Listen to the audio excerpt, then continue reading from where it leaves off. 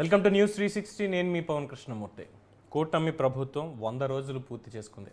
మరి ఈ 100 రోజుల రిపోర్ట్ ఎలా ఉంది, ఎవరేమన్నారు, అవన్నీ కూడా ఈ డిబేట్లో మనం తెలుసుకుందాం. ముఖ్యంగా గత 5 ఏళ్లలో ఉన్నటువంటి పరిస్థితులు, కూటమికి అధికారం ఎలా వచ్చింది అన్న అనాలిసిస్ కూడా ఒకసారి మనం చేయాలి.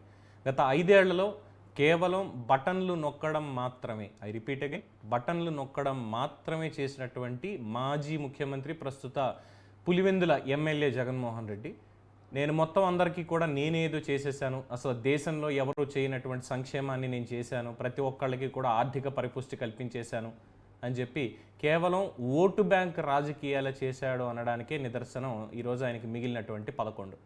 ఆ 5 ఏళ్లలో జరిగినటువంటిది ఏంటంటే ఆస్తుల విధ్వంసం ప్రజలవి, అలాగే అన్యాక్రాంతం ప్రజలవి, ప్రభుత్వానివి. ఇంకా మాట్లాడితే పేదల ఇళ్ల పేరుతో వాళ్ళు చేసినటువంటి యాగి అంతా ఇంత కాదు. జగనన్న వైఎస్ఆర్ కాలనీలు కట్టించేస్తున్నాం, పేదవాడికి పటిష్టమైనటువంటి ఇల్లు మేమే ఇస్తున్నాం, ఇంకెవరు ఇవ్వనట్టు. ఇందిరమ్మ ఇళ్ళు, డబుల్ బెడ్రూమ్ ఇళ్ళు, NTR housing, urban housing, prime minister schemes, మరి ఇవన్నీ ఎవరికి ఇల్లు ఇచ్చినవి కాదేమో, నాకైతే అర్థం కాదు. బట్ ఎలా ఉందంటే ఆర్భాటం ఎక్కువ, పని తక్కువ. ఈ 5 ఏళ్ళు అలాగే నడిచింది. ఇదంతా చూసినటువంటి ప్రజలు విసిగి వేసారి, లేదు మాకు మార్పు కావాలి, మేమేదో అనుకున్నాం, మేము అనుకున్న దానికి ఎక్కడా కూడా పొంతం లేకుండా పాలన సాగింది. ప్రతి దాంట్లోనూ ఏది తీసుకున్న ఆర్థిక విధ్వంసం చెప్పక్కర్లేదు. ఇంకా ప్రజల్ని తాకట్టు పెట్టి మరీ తెచ్చినటువంటి అప్పులు ఉన్నాయి. మద్యం బాబులు, మందు బాబుల్ని వాళ్ళని తాకట్టు పెట్టేసి, అంటే వచ్చే 30 ఏళ్ళు కూడా వీళ్ళు కొంటూనే ఉంటారు, ఇంత ఆదాయం దీని మీద వస్తుందని ఎస్టిమేషన్ చేసి బ్యాంక్ నుంచి 25,000 కోట్లు తెచ్చారు.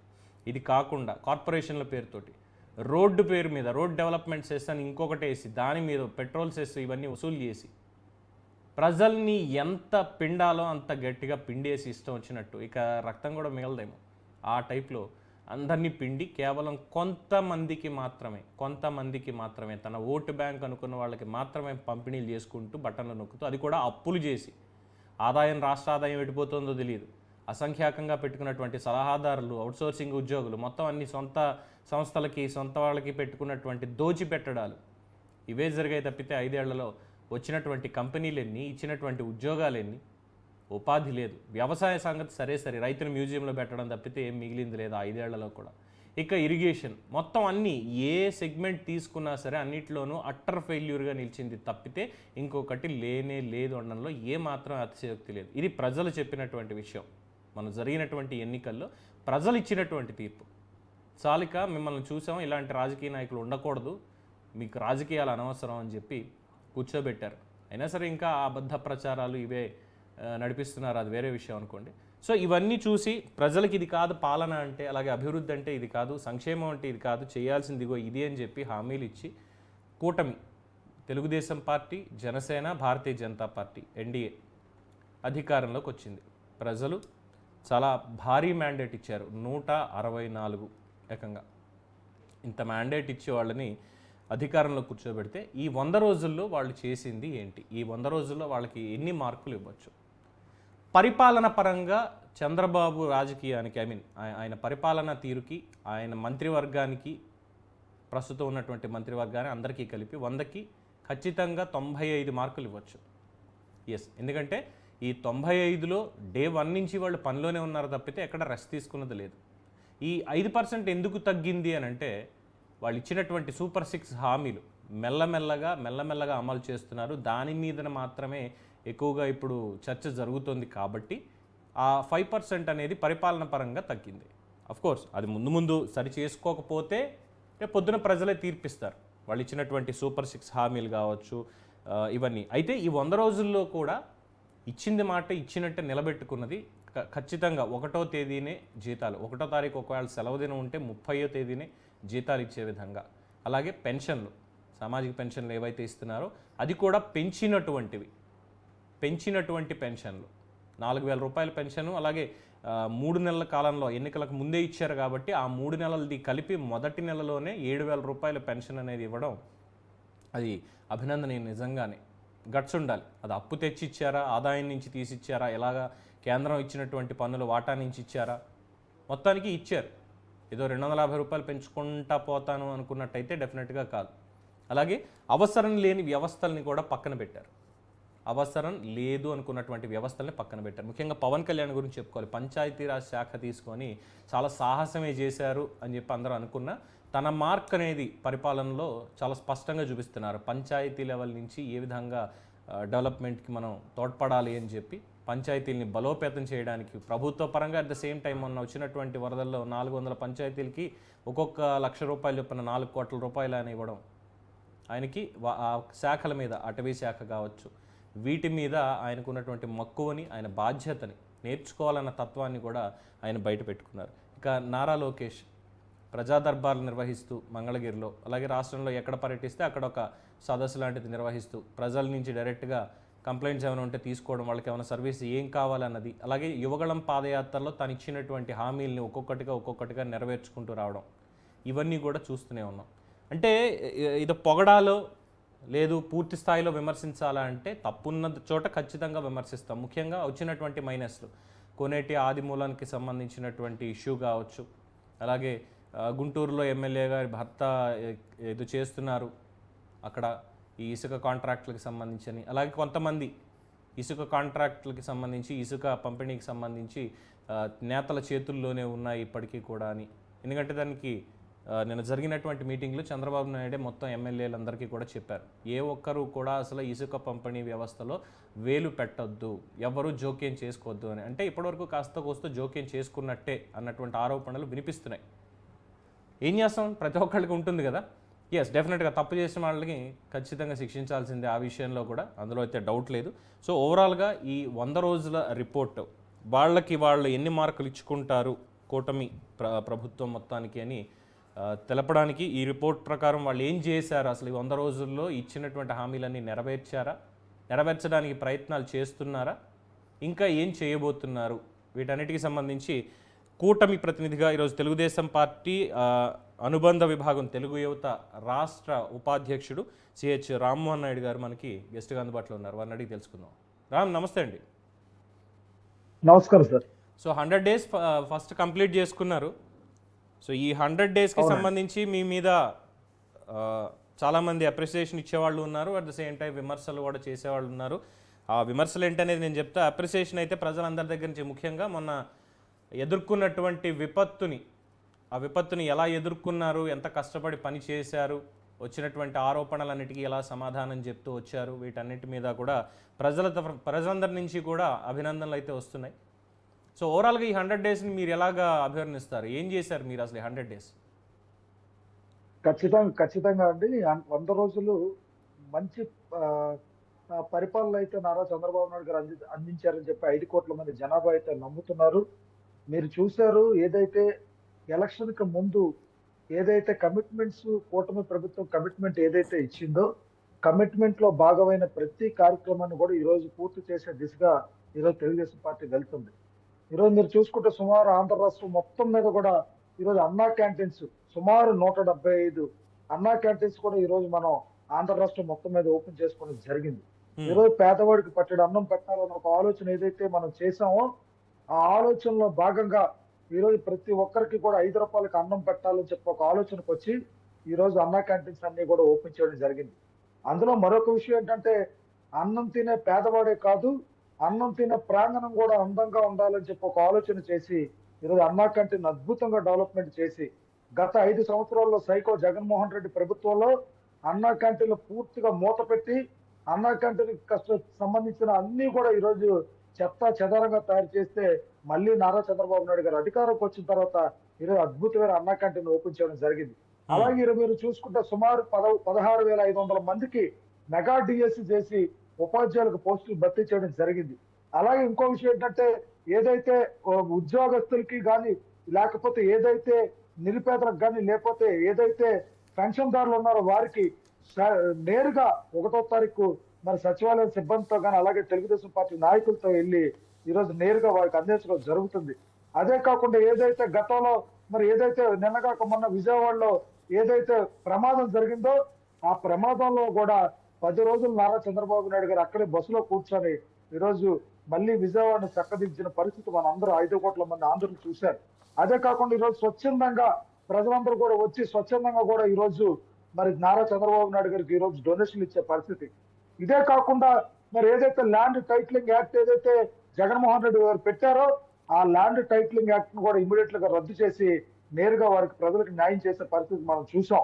అదే కాకుండా ఈ రోజు ఏదైతే పంచాయతీ డెవలప్మెంట్స్ కి మరి ఏదైతే పవన్ కళ్యాణ్ గారు మరి ఎవరికైతే డబ్బులు అందించాలని చెప్పి ఈ రోజు పంచాయతీలో ఉన్న ప్రతి ఒక్కరికి కూడా డబ్బు సహాయం చేసిన పరిస్థితి మనం చూసాం. ఇదే కాకుండా ఎక్కడైతే ఇన్సిడెంట్లు జరిగాయో, ఎక్కడైతే ప్రమాదాలు జరిగాయో ఆ ప్రమాదాల్లో మరణించిన వారికి కూడా మరి నేరుగా నారా చంద్రబాబు నాయుడు గారు వెళ్ళి ₹1,00,00,000 సహాయం చేసిన పరిస్థితి మనం చూసాం. ఇదే కాకుండా రేపు దీపావళికి మరి నారా చంద్రబాబు నాయుడు గారు కూటమి ప్రభుత్వం ఏదైతే డిసైడ్మెంట్ చేసిందో మరి 3 గ్యాస్ సిలిండర్లు దీపం పథకంలో భాగంగా 3 గ్యాస్ సిలిండర్లు కూడా ఈ రోజు నేరుగా ప్రజలకు అందించే పరిస్థితి. ఇలా చెప్పుకుంటూ పోతే ఈ 100 రోజుల్లో తెలుగుదేశం పార్టీ అభివృద్ధిలో ముందడుగులో ఉండడంలో నాకు ఎటువంటి అతిశయక్తి లేదు. ఒక పక్క అమరావతి చూసుకుంటే అట్టడికి వెళ్ళిపోతే ఈరోజు అమరావతిని కూడా అభివృద్ధి చేసిన పరిస్థితి ఈరోజు నారా చంద్రబాబు నాయుడు గారు చేస్తున్నారు. ఈరోజు అమరావతి పరిస్థితి చూసుకుంటే పూర్తిగా ఆ ప్రాంతం అంతా ఒక దారుణమైన పరిస్థితిలో ఉంటే సుమారు ఈ రోజు కొన్ని వందల మిషనరీస్ అన్ని అక్కడ పనిచేస్తున్నాయి. అదొకటే కాదు, మిగతా రాష్ట్రాల్లో అలాగే లోకేష్ బాబు గారు కూడా మిగతా జిల్లాల మీద కూడా దృష్టి పెట్టి మిగతా రాష్ట్రాలతో పోటీ పడే విధంగా ఈ రోజు మిగతా జిల్లాలను కూడా డెవలప్ చేసుకోవాలని చెప్పి ఒక ఆలోచనకు వచ్చి ఈ రోజు విశాఖపట్నాన్ని అభివృద్ధి పదంలో ముందుకు తీసుకెళ్తున్నారు. ఇదే కాదని చెప్పుకుంటూ పోతే అనేక ఉన్నాయి. అందుకే ఈ రోజు నేను సూటుగా చెప్తున్నా ఈ రోజు జగన్మోహన్ రెడ్డి గారికి, మీ ప్రభుత్వం పని అయిపోయింది. ఇంకా మీ జెండా ఎగిరే ప్రసక్తి ఈ ఆంధ్ర రాష్ట్రంలో మీ జెండా ఎగిరే ప్రసక్తి అయితే లేదు.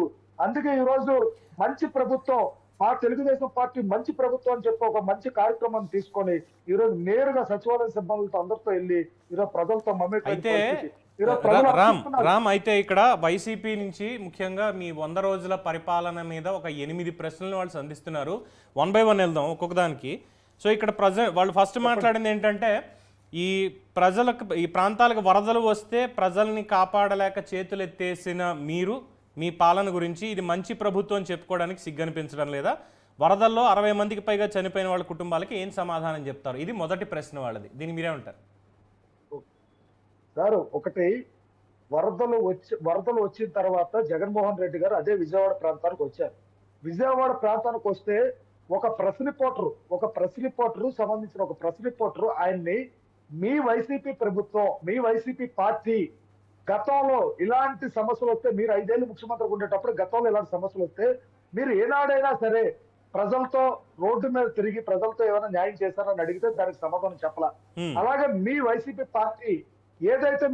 పార్టీ ఈ రోజు వరదల్లో ప్రమాదంలో ఉన్న ప్రతి ఒక్కరికి మీ వైసీపీ పార్టీ నుంచి ఏమైనా ఎక్స్‌గ్రేషియా ప్రకటించారంటే ఏది చెప్పలేక వెనుతిరిగి వెళ్ళిపోయిన జగన్మోహన్ రెడ్డి, వెనుతిరిగి వెళ్ళిపోయిన వైసీపీ పార్టీ వాళ్ళు మమ్మల్ని ప్రశ్నించేది. ఈరోజు నారా చంద్రబాబు నాయుడు గారు 10 రోజుల పాటు అక్కడే బస్సులో కూర్చొని ప్రతి కుటుంబానికి వారు జరిగిన ప్రమాదాల పర్సంటేజ్ ప్రకారం ₹10,000 అయితే ₹10,000 చనిపోయిన కుటుంబానికి అయితే ఏదైతే అది అన్ని విధాలుగా కలెక్టర్స్ కే డైరెక్ట్ గా అకౌంట్స్ నుంచి వాళ్ళకే డైరెక్ట్ గా అథారిటీ ఇచ్చి ఈరోజు కలెక్టర్స్ నేరుగా ప్రజలకు న్యాయం చేసిన పరిస్థితి ఈరోజు తెలుగుదేశం పార్టీలో చూసాం సార్. ఈ వైసీపీ పార్టీకి ఏముంది సార్, మాటలు చెప్తారు. ఈ గతంలో వీళ్ళు ఏం చేశారు సార్? ఎన్నిసార్లు జగన్మోహన్ రెడ్డి గారు విశాఖపట్నం వచ్చారని అడుగుతున్నా నేను. ఈ యొక్క 7 బస్ స్టాపులు కడితే అందులో ఒక బస్ స్టాప్ పడిపోతే ప్రమాదం జరిగితే ఆ బస్ స్టాప్ ని సరిగా కట్టలేని వీళ్ళు తీరా మమ్మల్ని విమర్శించేది. పోలవరం ప్రాజెక్టు 75% ఆనాడు చంద్రబాబు నాయుడు గారు పూర్తి చేస్తే కేవలం 2% కూడా పూర్తి చేయలేని వీళ్ళ మమ్మల్ని ప్రశ్నించేది. అందుకే ఈ రోజు చెప్పు దెబ్బ కొట్టినట్టు ఆంధ్ర రాష్ట్ర ప్రజలు తిరగబడి కొట్టారు సార్. ఈరోజు ఓటు అని చెప్పి ఒక ఆయుధంతో ఈ వైసీపీ ప్రభుత్వాన్ని పూర్తిగా అంధపాతాలోకి తొక్కారు. ఈ రోజు వీళ్ళ మమ్మల్ని ప్రశ్నించేది. నారా చంద్రబాబు నాయుడు గారు అంటే ఒక భరోసా, నారా చంద్రబాబు నాయుడు గారు అంటే ఒక నమ్మకం, నారా చంద్రబాబు నాయుడు గారు అంటే ఈ ఆంధ్ర రాష్ట్రానికి పెద్ద కొడుకు. అందుకే రాబోయే రోజుల్లో కూడా మళ్ళీ నారా చంద్రబాబు నాయుడు గారిని ఎన్నుకోవాలని అనుకుంటున్నారు సార్ ఈ ఆంధ్ర రాష్ట్ర ప్రజలు. వీళ్ళ మమ్మల్ని ప్రశ్నించేది.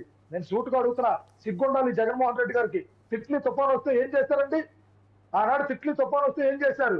ఆ రోజు కరోనా వస్తే ఏం చెప్పారంటే ఒక పారాసిటమాల్ టాబ్లెట్, ఒక బ్లీచింగ్ పౌడర్ జరుపుకోవాలని చెప్పిన ఈ ముఖ్యమంత్రి అభివృద్ధికి కేర్ ఆఫ్ అడ్రస్ అయిన చంద్రబాబు నాయుడు గారిని ప్రశ్నించేది. నేను సూటుగా అడుగుతున్నా. రైట్. ఇక రెండో ప్రశ్న ఏంటంటే ఉద్యోగాలకు సంబంధించి మొట్టమొదటి సంతకం మెగా డిఎస్ఏ మీద పెట్టారు ఉపాధ్యాయుల భర్తీకి సంబంధించి. మరి ఇప్పటి వరకు కూడా టీచర్ పోస్టుల భర్తీకి సంబంధించి షెడ్యూల్ ఏమైనా విడుదల చేశారా? ఆ ప్రక్రియని అటకెక్కించిన ఘనత మీది కాదా అని అడుగుతున్నారు. అంటే డిఎస్సికి సంబంధించి షెడ్యూల్ ఎక్కడిచ్చారు, ఎంతమందిని రిక్రూట్ చేశారు, ఇప్పటిదాకా చెయ్యలేదు కదా అన్నది వాళ్ళ ప్రశ్న. సార్ దానికి కూడా నేను వీళ్ళకి అడుగుతున్నా 16,437 పోస్టులకి ఈరోజు మెగా డిఎస్సికి మేము సంతకం పెట్టాం. త్వరితగతిన దాన్ని పూర్తి చేసే విధంగా కార్యాచరణ చేస్తున్నాం. అదే కాదు, ఈ రోజు ఎక్కడైతే స్మాల్ స్కిల్ ఇండస్ట్రీస్ ఉన్నాయో, ఎక్కడైతే బిగ్ స్కిల్ ఇండస్ట్రీస్ ఉన్నాయో, ఎవరైతే పెట్టుబడిదారులు వస్తున్నారో ఆ రోజు లోకేష్ బాబు గారు ఇవ్వగల పాదయాత్రలో ఏటా ఎవరికైతే ఉద్యోగాలు కల్పిస్తా ఉన్నారో వాటిలన్నింటినీ కూడా కల్పించే విధంగా కార్యాచరణ చేస్తున్నాం.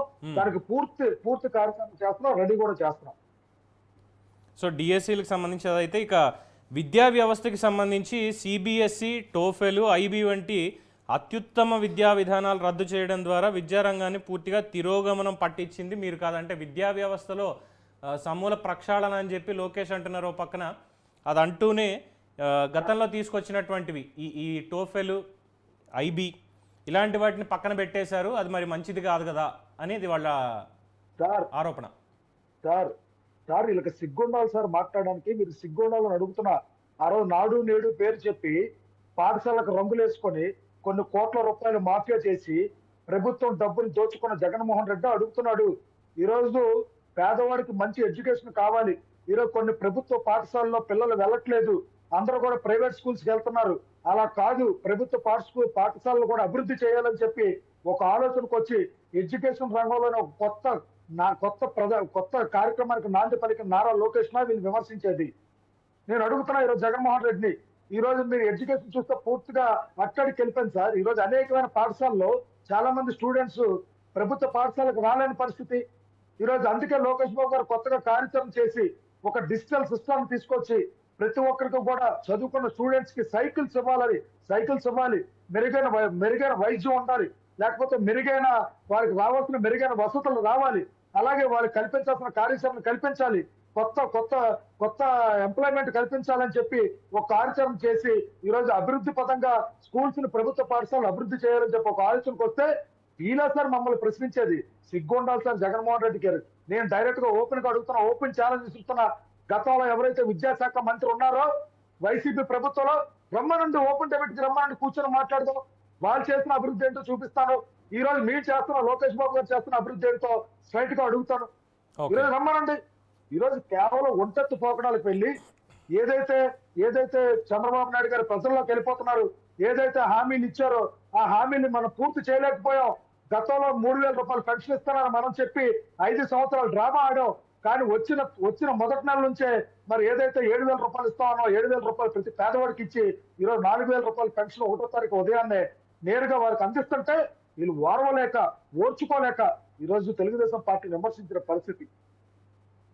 ఓకే, సో ఇక మూడో ప్రశ్న ఏంటంటే వాళ్ళు అడిగేది రైతులకి సంబంధించి పెట్టుబడి సాయం లేదు, ప్రీ క్రాప్ ఇన్సూరెన్స్, ఈ క్రాప్ నమోదు అన్నీ అస్తవ్యస్తంగా తయారు చేశారు, అలాగే రైతు భరోసా కేంద్రాలు ఆర్బీకే వ్యవస్థ పూర్తిగా నిర్వీర్యం చేసి అగ్రి టెస్టింగ్ ల్యాబ్లన్నింటినీ కూడా అటకెక్కించి ఆక్వా యూనివర్సిటీ నిర్మాణానికి మంగళం పాడేసింది మీరు కాదా?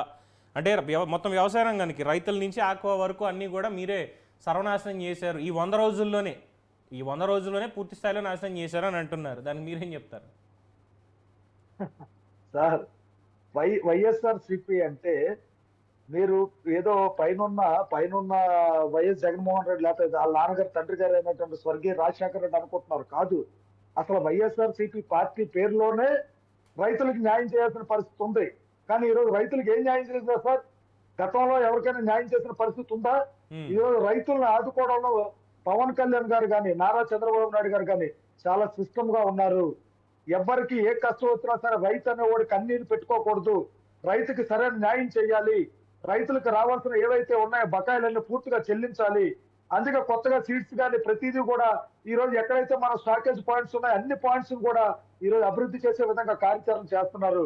సరే ఈ రోజు అడుగుతున్నా జగన్మోహన్ రెడ్డిని, ఇవన్నీ మమ్మల్ని అడుగుతా అసలు ఎవరు సార్ ఏదైనా ఒక్క వైసీపీకి సంబంధించిన ఏ ఎగ్జిస్టింగ్ ఎమ్మెల్యే కానీ గతంలో ఎవరైనా పోనీ అంతకు ముందు ఉన్న ఎమ్మెల్యేలు కానీ ఎవరైనా వచ్చి ఓపెన్ డెబ్యూటీకి రమ్మనండి సార్, డైరెక్ట్ గా రమ్మనండి, మాట్లాడదాం.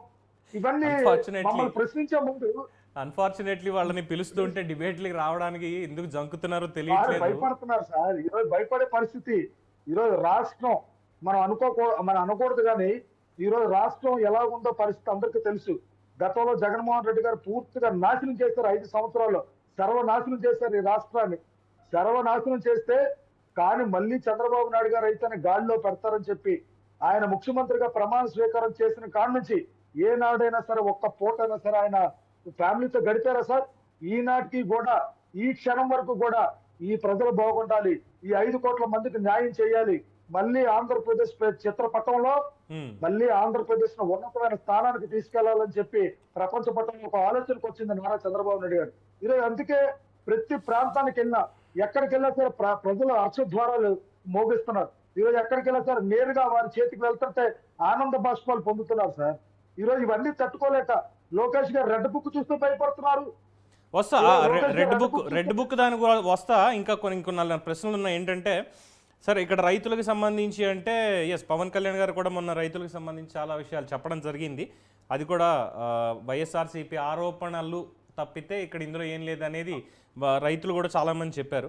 ఇక తర్వాత అంటే ఏ ప్రభుత్వం వచ్చినా ఇది ప్రజల తరఫున, వైఎస్ఆర్సీపీ మాత్రమే కాదు, ఇది ప్రజల తరఫున అడిగేటువంటిది. 2014-19 చూసాం, 2019-24 చూసాం. ఇసుక ఉచిత ఇసుక విధానం అన్న పేరుతోటి 14-19 మధ్యలో తీసుకొచ్చినప్పటికీ 19 తర్వాత చూస్తే భవన నిర్మాణ రంగం మొత్తం కుదేలైంది, అనుబంధ రంగాలు కుదేలయ్యాయి కేవలం ఈ ఇసుక అన్న ఒక పాయింట్ తోటి. ఇప్పుడున్నటువంటి పరిస్థితి, ఇప్పుడు మీ ఎమ్మెల్యేల మీద కూడా ఆరోపణ.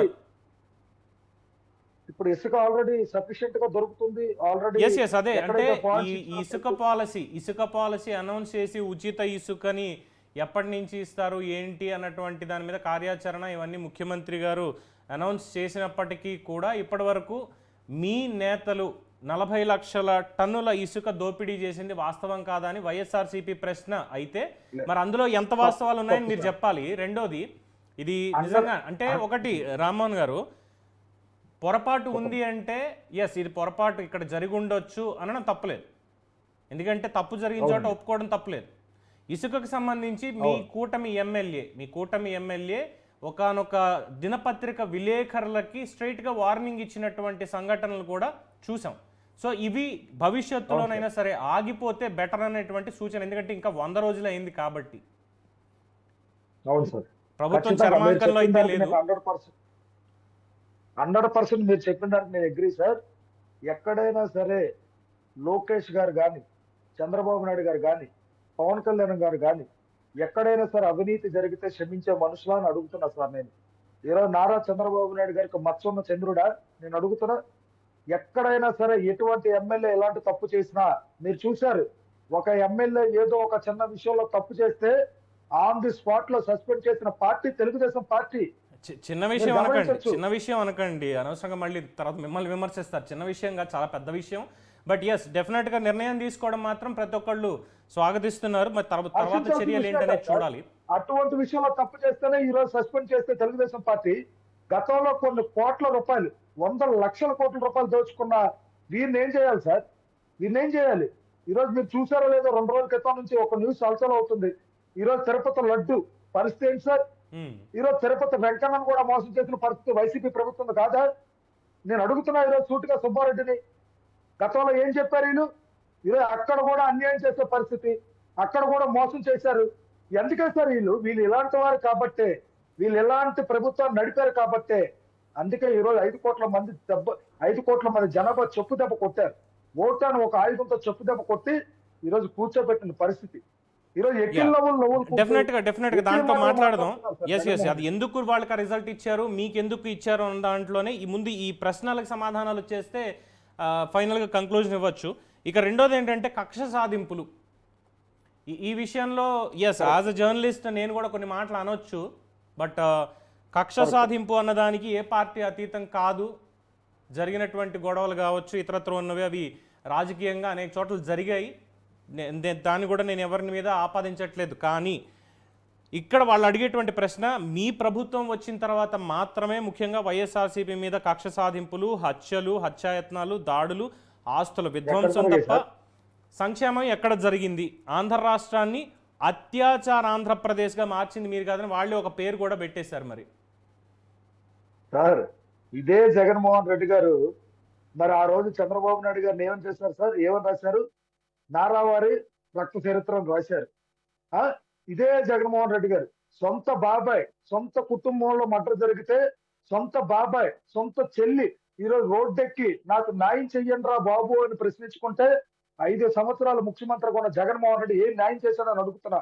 ఈరోజు ఆవిడ కూడా నేరుగా చంద్రబాబు నాయుడు గారి అపాయింట్మెంట్ తీసుకొని నేరుగా తెలుగుదేశం పార్టీలో అయితేనే చట్టం న్యాయం సృష్టిపెట్టగలుగుతుందని చెప్పి ఒక న్యాయంకి వచ్చి ఈ రోజు నేరుగా మమ్మల్ని మరి అడిగే పరిస్థితి ఈ రోజు చూసాం మేము.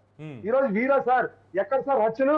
ఆనాడు తెలుగుదేశం పార్టీ అధికారంలో లేనప్పుడు 5 సంవత్సరాల్లో నన్నే నేరుగా 13 నుంచి 14 సార్లు పోలీసులు అరెస్ట్ చేసిన పరిస్థితి నేను చూశాను.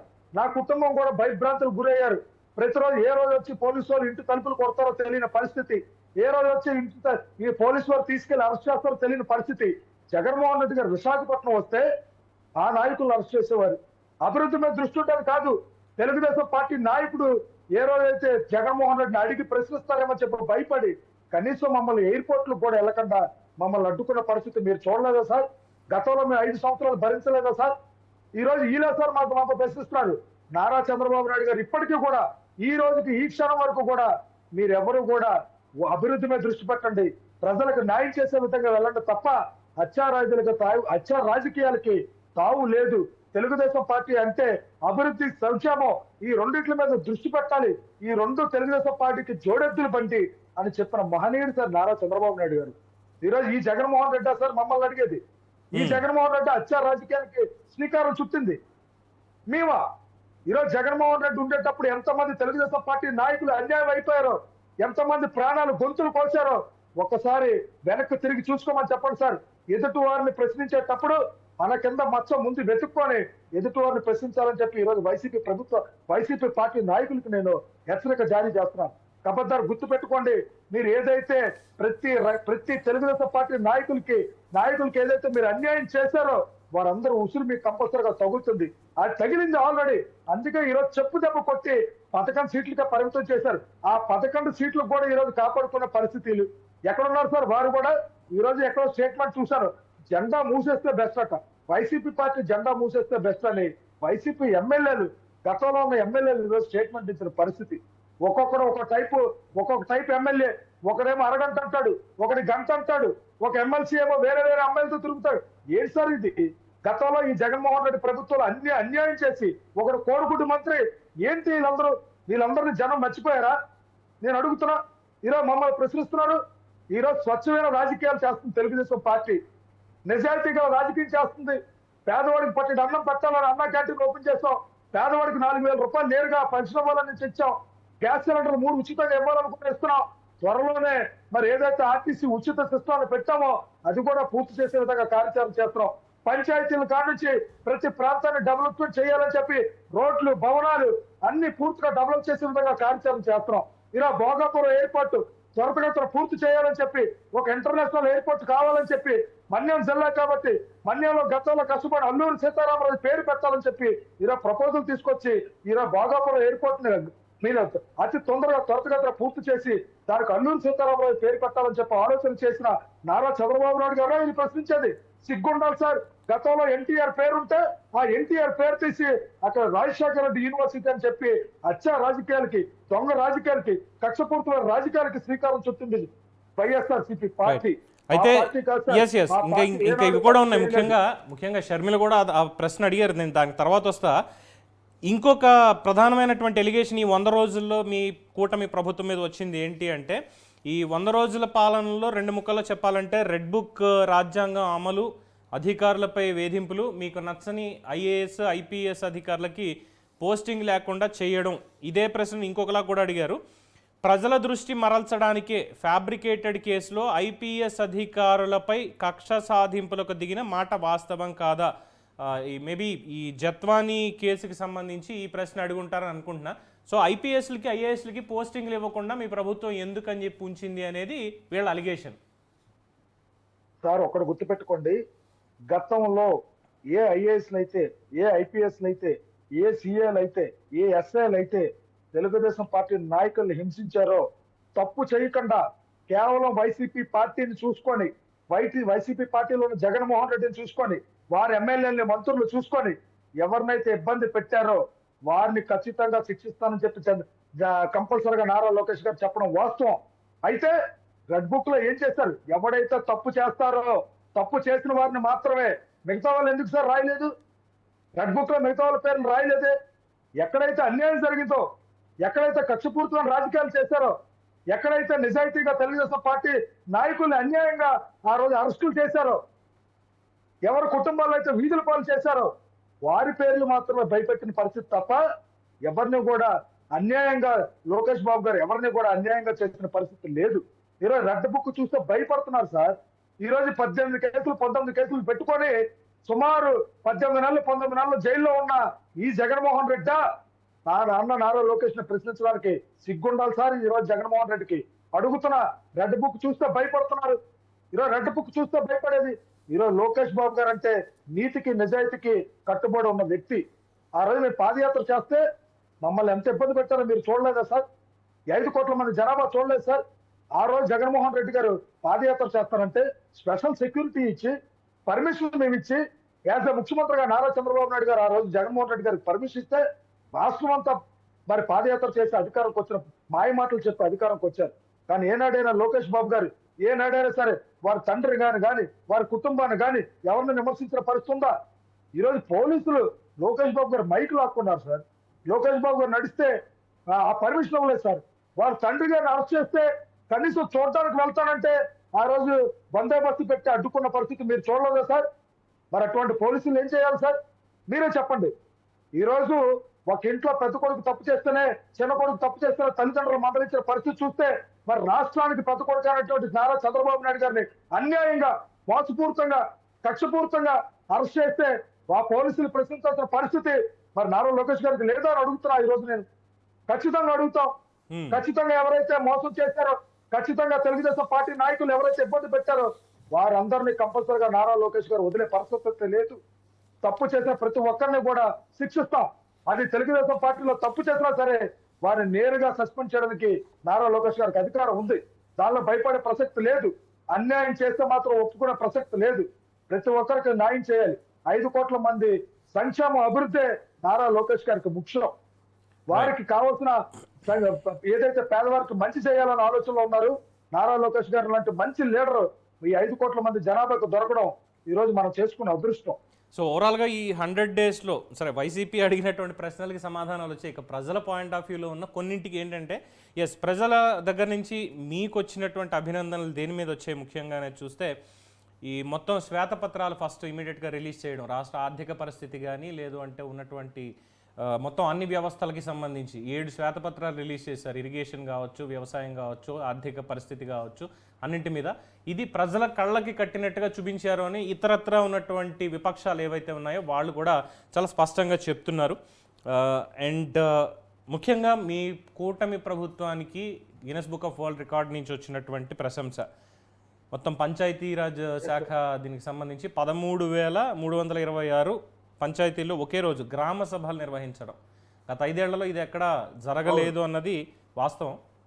ఇది ఒకటి. అలాగే ప్రజల దగ్గర నుంచి డైరెక్ట్గా అర్జీలు స్వీకరించడం. ముందుగా మీ కూటమి ప్రభుత్వాన్ని మీడియా తరఫున నేను ఒక్కదానికి నేను అభినందిస్తున్నా. ఏంటి అంటే ఈ 100 రోజుల్లో బూతులు ఎక్కడ వినలేదు రామ్ గారు. ఎక్కడ బూతులు అయితే వినలేదు. చెట్లు నరికేయడాలు ఎక్కడ చూడలేదు, పరదాలు ఎక్కడ చూడలేదు.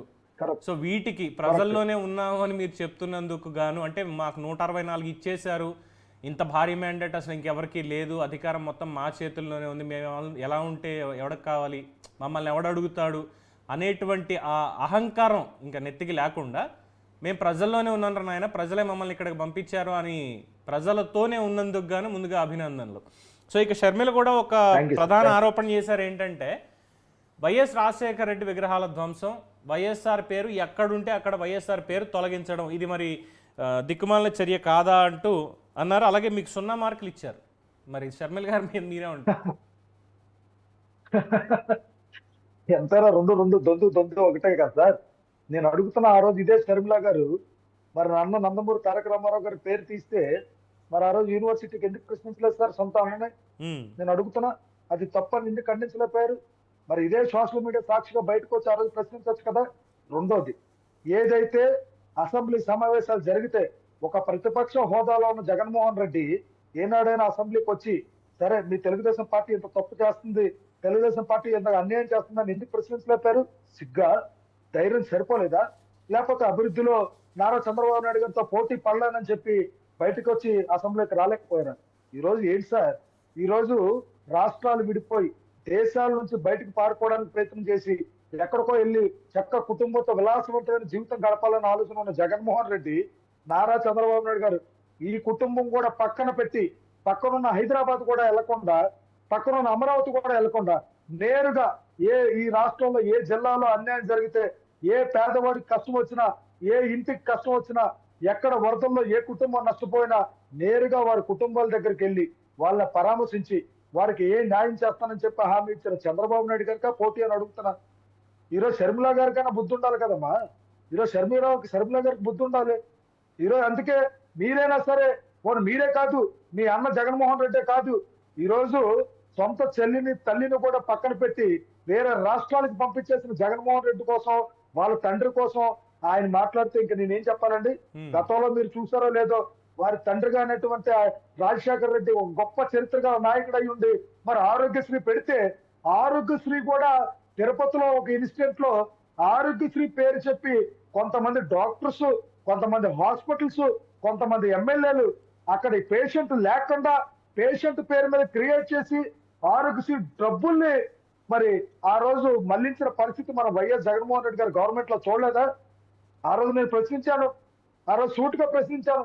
తిరుపతిలో ఒక హాస్పిటల్లో ఆ రోజు ఆరోగ్యశ్రీలో కూడా అన్యాయం చేసిన పరిస్థితి. ఈ రోజు చంద్రబాబు నాయుడు గారు ఎక్కడ సార్? ఎక్కడైనా సరే ఈ 100 రోజుల్లో ఒక్క అన్యాయం జరిగిందని చూపించమను, వేలెత్తి చూపించమని చూస్తాను నేను.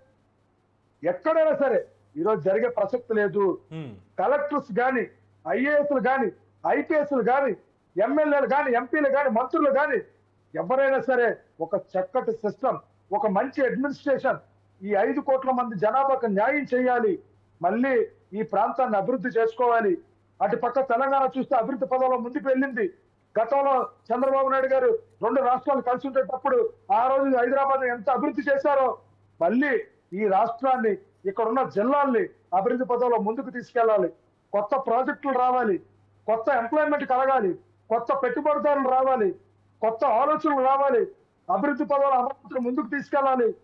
ఏదైతే బుడమేరు ప్రాబ్లం ఉందో ఆ సమస్యను తీర్చాలి. ఈ రోజు నదీ సంగమం జరగాలి, ప్రతి పేదవాడికి నేరుగా నీరు అందించాలి, మంచినీటి సమస్యను తీర్చాలి, అభివృద్ధి పదాలు ముందుకెళ్ళాలి, ఉచిత ఆర్టీసీ బస్సు ఇవ్వాలి. ఇంత మంచి ఆలోచనలు చేస్తే ఈ రోజు వీరా సార్ మమ్మల్ని ప్రశ్నించేది, వీరా నన్ను మమ్మల్ని ప్రశ్నించేది నేను అడుగుతున్నా. ఈ రోజు అయితే ఇక్కడ ప్రధానంగా ఇవన్నిటినీ చెప్తూనే ఇక్కడ ఏమి ప్రత్యేకంగా విమర్శించారు అన్న పాయింట్ కూడా లేదు. స్పష్టంగా ఆవిడ చెప్పింది, జగన్మోహన్ రెడ్డి చేసిన తప్పుల్ని, అవినీతిని చాలా స్పష్టంగా ఎత్తి చూపించారు. 100 రోజుల పాలనలో శిశుపాలుడి లెక్కల మాదిరి మాజీ ముఖ్యమంత్రి జగన్ తప్పులని, అవినీతి చిట్టాలని శ్వేతపత్రాల్లో రిలీజ్ చేశారు అంటూ ఒక పక్కన చెప్తూనే రాజశేఖర రెడ్డి గారి పేరు మాత్రం దగ్గరకు వచ్చేసరికి రాజకీయం తీసుకొచ్చారు తప్ప కూటమి ప్రభుత్వం పూర్తిగా తప్పు చేసిందని చెప్పట్లేదు, ఒప్పు చేసిందని కూడా ఆవిడ ఒప్పుకోవట్లే. అందుకే 0 మార్కులు ఇచ్చారు. మరి కాంగ్రెస్ పార్టీ నుంచి అయితే ఇంకెవరు మాట్లాడలేదు. అలాగే మిగతా వామపక్ష పార్టీలు కావచ్చు, మిగతా వాళ్ళు కావచ్చు, కూటమి ప్రభుత్వానికి సంబంధించి అయితే ఎటువంటి వ్యాఖ్యానం అయితే చేయలేదు ఇప్పటివరకు. బట్ ఈ 100 రోజుల్లో ప్రధానంగా ఈ 100 రోజుల్లో ఎన్ని ప్లస్ పాయింట్లు మీకున్న, అంటే పెట్టుబడుల రూపంలో బీపీసీఎల్ కంపెనీ వాళ్ళు పెట్టడం, ఫాక్స్కాన్ రావడం, ఇంకా చాలా ఉన్నటువంటి ఇవి, అట్ ద సేమ్ టైం తీసుకునేటువంటి నిర్ణయాలు, ఇవన్నీ ఒక ఎత్తు అయితే మీరు ఫెయిల్యూర్ అయింది ఎక్కడ అనే దాని మీద, అంటే పర్సనల్ అనాలిసిస్ మా రిపోర్ట్స్ అన్ని మేము చేసినప్పుడు వచ్చింది ఏంటంటే, ఒక తప్పు జరిగింది, ఆ తప్పుడు ఆరోపణ వచ్చింది, తప్పుడు ఆరోపణ చేసినప్పుడు దాన్ని ఖండించడం, అట్ ద సేమ్ టైం తప్పుడు ఆరోపణలు చేసిన వాళ్ళని చట్టపరంగా శిక్షించడం అనే దాంట్లో కూటమి ప్రభుత్వానికి 0 మార్కులు. అది తెలుగుదేశం పార్టీ నాయకుడైనా, అది వైసీపీ నాయకులైనా, ప్రభుత్వ ఉద్యోగైనా ఖచ్చితంగా శిక్షిస్తాం. ఈ రోజు ప్రపంచంలోనే నేను సూటుగా చెప్తున్నా జగన్మోహన్ రెడ్డి గారికి, వైసీపీ పార్టీ నాయకులకి 4,408 కోట్ల రూపాయలు నేరుగా పంపిణీ చేసిన ఏకైక చరిత్ర కలిగిన పార్టీ ఏదైనా ఈ ప్రపంచంలో ఉందంటే, పేదవాడికి పెన్షన్ రూపంలో నేరుగా వారి అకౌంట్లు జమ చేసిన పార్టీలు ఏవైనా ఉన్నాయంటే అది ఒక్క తెలుగుదేశం పార్టీయే. ఖబర్దారు గుర్తుపెట్టుకోండి. మీ చరిత్ర మొత్తం రాసుకున్న మీరు చేయలేరు. ఈ రోజు నేను అడుగుతున్నా, మాకు 0% షర్మిల గారు ఇవ్వడం కాదండి, ఇంకో 25-30 సంవత్సరాలైనా కాంగ్రెస్ పార్టీకి వైసీపీ పార్టీకి 0% ఇస్తారు ఈ 5 కోట్ల మంది జనాభా. ముందు వారు చేసిన తప్పులు సరిదిద్దుకోమనండి. సరిదిద్దుకుంటే ప్రజలు ఎంతో కొంత హర్షిస్తారు. ఇప్పుడు 11 సీట్లు వచ్చాయి, కనీసం ఒక 15-20 సీట్లను వస్తాయి నెక్స్ట్ టైం. రేపు అవి కూడా రావు. లేకపోతే ఈ 11 సీట్లు కాస్త 1 సీట్ అయిపోతుంది. నెక్స్ట్ ముఖ్యమంత్రి ఎవరో ముందు నిర్ణయించుకోమని, ముఖ్యమంత్రిగా పోటీ చేసే నాయకుడు ఎవరో వైసీపీ పార్టీలో కాంగ్రెస్ పార్టీలో ముందు వాళ్ళు వెతుక్కోమనండి. ఎందుకంటే వీళ్ళు కరెక్ట్గా ఉంటారో జైలుకి వెళ్ళిపోతారో నాకైతే తెలియదు. సో ఇంకా అదే చట్టపరంగా చర్యలు తీసుకోవడం అనే దాంట్లో మైనస్ ఉంది డెఫినెట్గా. అట్ ది సేమ్ టైం ఇంకా తప్పుడు ప్రచారం జరుగుతుంటే గతంలో మాదిరి 2014-19లో మాదిరిగానే ప్రభుత్వ తీరు ఉంది అనేది కూడా చాలామంది ఆక్షేపిస్తున్నారు. ఎందుకంటే ఈ 5 ఏళ్లలో చూసాం సోషల్ మీడియాలో ఫలానా పనితీరు బాగాలేదు లేదా ఫలానా పథకానికి పేరు పెట్టకూడదు అని సాఫ్ట్గా మాట్లాడినా కూడా అరెస్ట్ చేసినటువంటి సందర్భం సామాన్యులను సైతం. కరోనా సమయంలో డాక్టర్ సుధాకర్ ఇన్సిడెంట్ మొదలు పెట్టుకుంటే ఇంకా చాలా ఉన్నాయి. అలాగే మా జర్నలిస్టుల మీద ఎన్ని కేసులు పెట్టారు అనేది కూడా ఉంది. మరి అలాంటి వాటికి ఇప్పటికీ కూడా పెద్ద పెద్ద స్థాయిల్లో పెద్ద పెద్ద పదవుల్లో ఉన్నటువంటి వాళ్ళు, ప్రజాప్రతినిధులుగా ఉన్నటువంటి వాళ్ళు చేస్తున్న తప్పుడు ఆరోపణలకి కూటమి ప్రభుత్వం సరైనటువంటి సమాధానం ఇవ్వట్లేదు అన్నటువంటిది మాత్రం 100% ప్రతి ఒక్కళ్ళు చెప్తున్నారు. At the same time Lokesh red book ఏదైతే ఉందో ఈ రెడ్ బుక్లో పేర్లు పెట్టడమేనా లేదు పక్కన పెట్టేశారా? ఎందుకంటే అనేక నియామకాలు సైతం ప్రతి ఒక్కటి ఎస్ ఇవి తెలుగుదేశం కార్యకర్తలు కూడా మాట్లాడుకుంటున్నటువంటి మాటలు. మీ కార్యకర్తలే చాలామంది అసహనానికి లోనవుతున్నారు. తన్నులు తిన్నాం, ఆస్తులు కోల్పోయాం, ప్రాణాలు కోల్పోయాం, వాళ్ళ మీద చర్యలు లేవు, ఇప్పుడు పార్టీలో చేర్చుకోవడానికి కూడా సిద్ధపడుతున్నారు అన్న ఆరోపణలు వస్తున్నాయి. అంటే ఈ 100 రోజుల్లో పరిపాలన పరంగా మీకు 100కు 100 మార్కులు వచ్చినప్పటికీ రాజకీయంగా మాత్రం 0 మార్కులు అని కూడా అంటున్నారు తెలుగుదేశం వాళ్ళే. సార్ ఒకటి, ఈ సమస్య మా పార్టీయే కాదు అన్ని పార్టీల్లో ఉంటాయి సార్. ఒకటి, గెలిచిన పార్టీలోకి ఓడిన పార్టీ నాయకులు రావడం సహజం, సర్వసాధారణం. అయితే ఇక్కడ తెలుగుదేశం పార్టీలో ఒక సిస్టమ్ ఉంది, లేదా జనసేన పార్టీలో ఒక సిస్టమ్ ఉంది. నిజాయితీ గల నీతైన రాజకీయ నాయకులు మాత్రమే తీసుకుంటున్నారు. ఈరోజు తలుపులు తెరిస్తే వైసీపీ పార్టీలోంచి ఈవెన్ అనకూడదు కానీ సొంత జగన్మోహన్ రెడ్డి బంధువులు కూడా వేరే పార్టీలోకి వెళ్ళిపోవడానికి ఈరోజు సిద్ధంగా ఉన్నారు. కానీ మనం తీసుకోలేదే. ఈరోజు మనం ఎవరిని తీసుకోలేదు అలాంటి వాళ్ళని. ఈరోజు అనేక మంది వస్తా ఉన్నారు, పేర్లు చెప్తే సిగ్గుచేటు నేను చెప్తే మీకు. ఈ రోజు విశాఖపట్నంలో అనేక మంది వస్తా ఉన్నారు, కానీ మనం ఏం తీసుకోలేదే. ఎవరు పవన్ కళ్యాణ్ గారు ఏం తీసుకోలేదే. ఎక్కడో 1-2 కొరత ఉండొచ్చు, అఫ్కోర్స్ నేను కాదన్నా, అన్నింటికీ అగ్రి. కానీ ఎవరికైనా సరే కొంత సమయం సందర్భం రావాలి.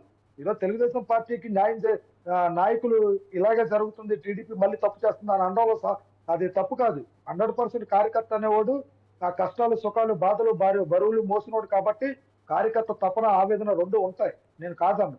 కానీ లోకేష్ గారు కానీ చంద్రబాబు నాయుడు గారు కానీ కార్యకర్తలకు అన్యాయం చేసే పరిస్థితి అయితే ఉండదు, జరగదు. ఖచ్చితంగా చెప్తున్నా ఇది. ఏ కార్యకర్త అయితే కష్టపడ్డాడో, ఏ కార్యకర్త అయితే 5 సంవత్సరాలు ఇబ్బందులు పడ్డారో, ఏ కార్యకర్త అయితే తెలుగుదేశం పార్టీ కోసం నిజాయితీగా పనిచేశారో వారందరికీ తెలుగుదేశం పార్టీ గుర్తించి పెట్టుకుంది. వారందరికీ న్యాయం ఖచ్చితంగా చేస్తారు, నాకు నమ్మకం ఉంది. ఖచ్చితంగా తెలుగుదేశం పార్టీ ఇంకా చిన్న టెక్నికల్ ఇష్యూ అనుకుంటా. సో ఓవరాల్గా కార్యకర్తలకు సంబంధించిన దాంట్లో తెలుగుదేశం పార్టీ కాదు జనసేన కూడా వాళ్ళకి భరోసా ఇస్తారని చెప్పి మరి ప్రతినిధిగా రామ్మోహన్ చెప్తున్నారు. సో 100 రోజుల పరిపాలనకు సంబంధించి ఇంకా చెప్పుకుంటూ వెళ్తే ఇసుకకు సంబంధించినటువంటి దాంట్లో వచ్చిన ఆరోపణల్ని సీరియస్గానే తీసుకున్నారు. అలాగే కొంతమంది చేసినటువంటి ఆ తప్పుడు పనులకి సస్పెన్షన్కి గురవడం ఇదంతా కూడా అయిపోయింది. 2 పార్టీల నుంచి కూడా చూస్తూనే ఉన్నాం. అండ్ అబద్ధ ప్రచారం జరుగుతోంది అన్న దాని మీద ఇంకా కాస్త అలసత్వంతో ఉన్నారు. అట్ ద సేమ్ టైం కాస్త కోటరీ పక్కనే ఉంటున్నారు. ముఖ్యంగా వైఎస్ఆర్సీపీకి పవన్ కళ్యాణ్ ఎటువంటి ఛాన్స్ అయితే ఇవ్వట్లేదు. ఎందుకంటే మన జరిగినటువంటి ఈ విపత్తు వరదల సమస్యలు కావచ్చు, అట్ ద సేమ్ టైం ఆర్థిక పరంగా ఉన్నటువంటి సమస్యలన్నిటి నుంచి బయటపడడానికి చేసేటువంటి ప్రయత్నాల్లో చంద్రబాబు చాణక్యత అనేది ఏ విధంగా పనిచేసింది, అసలు ఆయనకు ఆ శక్తి ఎక్కడి నుంచి వస్తుంది, ఆయన ఆలోచనలు ఎంత షార్ప్గా ఎలా ఉంటున్నాయి అనేది నాకే ఆశ్చర్యం కలుగుతోంది. డెఫినెట్గా చంద్రబాబు పరిపాలనకి ప్రత్యామ్నాయం అంటూ ఏదీ లేదు, ఆయన ఎక్స్పీరియన్స్కి ప్రత్యామ్నాయం అంటూ చూడడానికి అసలు అది వల్ల కాదు అని చెప్పి పవన్ కళ్యాణ్ కూడా ఒప్పుకోవడం కూటమి మధ్యలో ఉన్నటువంటి ఒక స్నేహపూర్వక బంధానికి ఇంకా పటిష్టమయ్యేలాగే వాళ్ళ నిర్ణయాలు కానీ వాళ్ళ ఆలోచనలు కానీ ఉన్నాయనేది అది 100% స్పష్టమవుతుంది. ఈ విషయంలో వైసీపీకి ఛాన్స్ అయితే లేదు కూటమిలో చిచ్చు పెట్టాలని. అంటే నాదెండ్ల మనోహర్ని చంద్రబాబు ఏదో తిట్టేశారు, మీరు చేయలేదు, మేము అది పెట్టేవాళ్ళని వరదలు ఏదో అన్న ఒక్క బిట్ని పట్టుకొని చేయడం, అలాగే నియామకాల విషయంలో, అలాగే ఈ నామినేటెడ్ పోస్టుల విషయంలో కూడా వాళ్ళు చేసేటువంటి ప్రయత్నాలన్నీ కూడా ఎక్కడికక్కడ పటాపంచలు చేసుకుంటూ కలిసికట్టుగా నిర్ణయం తీసుకుంటూ ఆలస్యమైనా పర్వాలేదు సరైనటువంటి నిర్ణయాలే తీసుకుంటున్నాము అని చెప్పి కూటమి 100% చెప్తూ వస్తుంది వాళ్ళ పనితీరుతోటి. సో ఈ 100 రోజుల్లో కేవలం రాజకీయపరమైనటువంటి ఆరోపణలే తప్ప పరిపాలనా పరంగా ప్రజల దగ్గర నుంచి అయితే ఎక్కడ ఆరోపణలు లేవు. కొంతమంది కుట్రలు చేశారు, ఇది గ్రౌండ్ రిపోర్ట్. కొంతమంది కుట్రలు చేశారు ఏంటంటే పరిపాలన బాగాలేదు అని చెప్పించడం కోసం అని చెప్పి వాళ్ళకి ఉన్నటువంటి సమ్ పెయిడ్ ఆర్టిస్టులతోటి ఒక ఐపీఎస్కి సంబంధించినటువంటి ప్రైవేట్ ఆర్గనైజేషన్ మెంబర్స్ కొంతమంది మన వరదల్లో తప్పుడు ప్రచారం చేయడానికి ఒడిగట్టారు, చేశారు కూడా. చేసి ప్రజల్లో కాస్త భయోత్పాతాన్ని సృష్టించడానికి వాళ్ళు మన వరదల్లో కూడా ప్రయత్నాలు చేశారు. విజయవాడ మునిగిపోతుంది అని, అమరావతి మునిగిపోయింది అని, ఇవన్నీ. సో వీటిని అరికట్టడంలో కాస్త అలసత్వం అనేది 100% ఉంది అనడంలో అతిశయోక్తి లేదు. ఇది కూడా ఒక మైనస్ కింద చెప్పుకోవచ్చు. ఈ మైనస్ని ప్లస్ చేసుకోవాలి రానున్నటువంటి రోజుల్లో.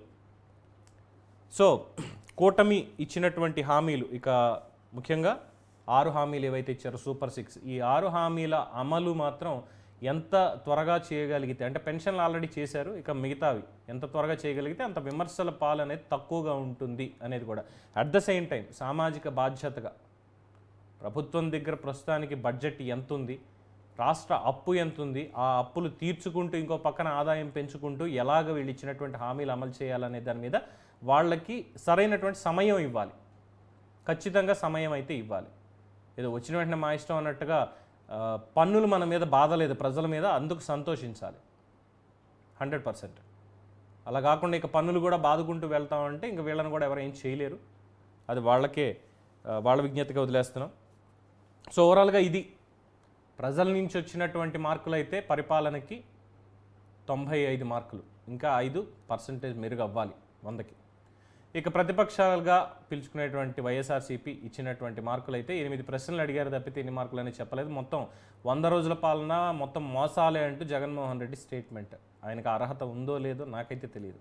ఇక షర్మిల గారు అంటారా, కాంటెంపరీ రాజకీయ నాయకులాగా కాంగ్రెస్ పార్టీ ప్రస్తుతం ఉన్నటువంటి పరిస్థితుల్లో ఇంకా నడపడానికి ప్రయత్నాలు చేస్తూ 0 మార్కులే ఇచ్చారు. మరి 0 మార్కులు ఎందుకు ఇచ్చారనేది ఆవిడకే తెలియాలి. సో ఇది ఓవరాల్గా 100% 100 డేస్ మీద కూటమి ప్రభుత్వానికి ఇచ్చినటువంటి రిపోర్ట్. మరి మీ అభిప్రాయం ఏంటి? ఎన్ని మార్కులు ఇవ్వచ్చు కూటమి 100 రోజుల పరిపాలనకి? మీ అభిప్రాయాన్ని తెలియజేయండి. చూస్తూనే ఉండండి News 360. నేను మీ Pavan Krishnamurthy. Let's take a short break.